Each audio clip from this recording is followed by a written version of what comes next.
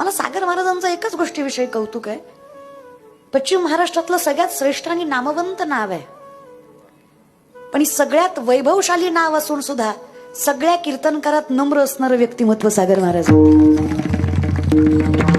वैभव सगळ्यालाच मिळतं, पण त्याला टिकवायचं कसं हे प्रत्येकाला जमत नाही बरं का.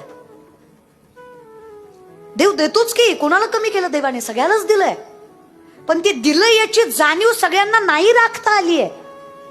मला देवाने दिलंय याची जाणीव म्हणजे बोराटे वस्तीतलं हे मंदिर आहे, की मला त्याने दिलंय, मी त्याच्यासाठी करतोय.